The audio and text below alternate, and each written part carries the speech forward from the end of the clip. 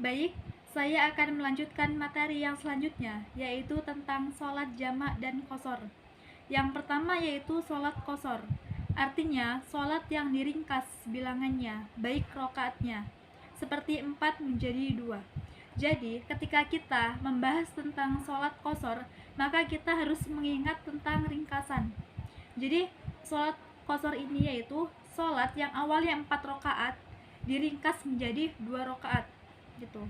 Nah, persyaratannya untuk bisa sholat qashar yaitu yang pertama, jarak perjalanan sekurang-kurangnya 2 hari perjalanan kaki atau 2 marhalah, yaitu sama dengan 16 farsah atau 13 km. Jadi syarat agar bisa sholat qashar yaitu dengan jarak 13 km. Terus yang kedua yaitu bepergian bukan untuk maksiat. Jadi diperbolehkannya sholat qashar itu ketika berpergian jauh, musafir, yang pastinya itu bukan maksiat. Terus yang ketiga yaitu sholat yang boleh diqashar hanya sholat yang 4 rakaat saja dan bukan qadha. Jadi yang boleh diqashar itu rakaat yang khusus 4. Contohnya asar, duhur, isya.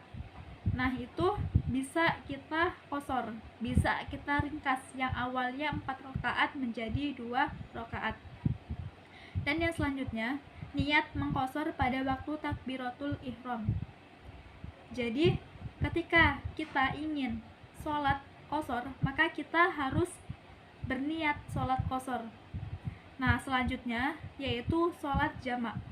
Sholat jamak ialah sholat yang dikumpulkan, misalnya zuhur dengan asar, maghrib dengan isya di dalam satu waktu.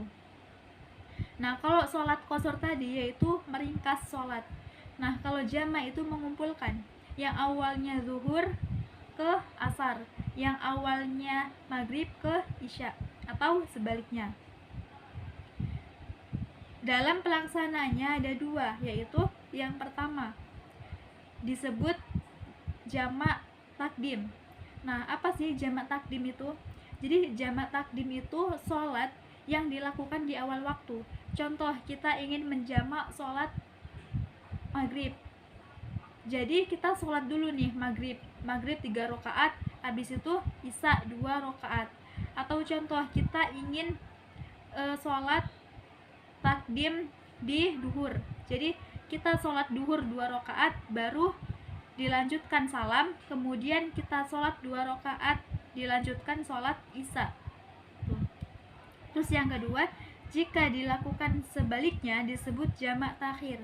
Kan yang tadi itu jamak takdim. Jamak takdim itu jamak sholat yang dilakukan di awal waktu. Dan yang kedua yaitu jamak takhir, yaitu sholat yang dilakukan di akhir. Nah, tadi kan yang awalnya